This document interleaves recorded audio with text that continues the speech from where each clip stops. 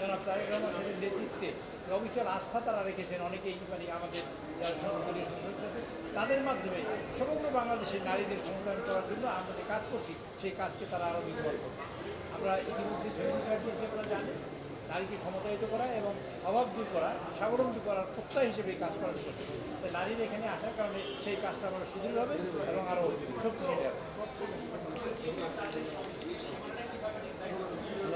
তাদের সংসদীয় এখনো সময় নির্ধারণ করা হয় নাই। জাতীয় কর্মকাণ্ডে তারা অংশগ্রহণ করবেন এবং জাতিকে উদ্বুদ্ধ করার জন্য এবং কার্যক্রম করার জন্য এবং সংসদে কন্ট্রিবিউট করার জন্য মূলত তারা দায়িত্বপ্রাপ্ত, মূলত তারা দায়িত্ব দেওয়া হবে এবং পরবর্তীতে মাননীয় প্রধানমন্ত্রী যেভাবে সিদ্ধান্ত নেবেন সেভাবেই।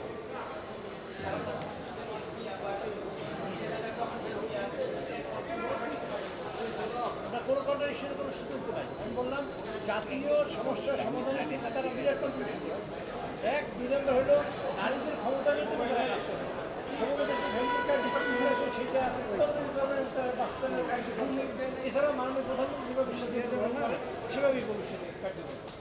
ধন্যবাদ আপনাকে।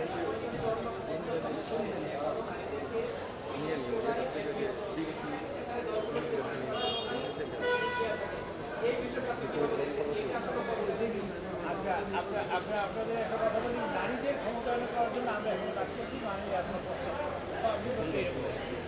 তো নারীদের আমরা কাঙ্ক্ষিত যে লক্ষ্যে পৌঁছাবার কথা সেটা ইতিমধ্যে যে কার্যক্রম করার কথা ছিল সেটা হয়।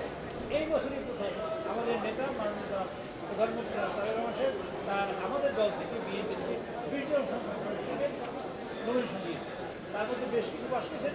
দুর্ভাগ্যজনকভাবে সত্য, সে সত্যি কথাই বলতে হয় যে জুলাই সনদের কথা আমরা এত শক্তিশালীভাবে বলি কিন্তু বিভাগ থেকে কোনো নারীকে কিন্তু সত্যি কথা। তো তার এখান থেকে তারা কোথায় কতগুলো মানে কয়েকজন নারী সদস্য পেয়েছে। ইনশাআল্লাহ আমরা মনে করি সবাই মিলে আমরা কাজ করি এই দেশকে দেশকে।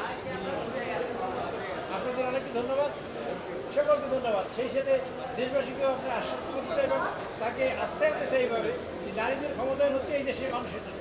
তারেক রহমানের প্রোগ্রামটাই হলো এই দেশের নারী অর্ধেক, সেই অর্ধেক নারীকে সামনে নিয়ে আসা এবং তাদের স্বাবলম্বী করা এবং তাদের ক্ষমতায়িত করা, তার উদ্যোগ হিসেবে আজকের এই কাজের জন্য আপনারা সবাই দোয়া করুন। আসসালাম।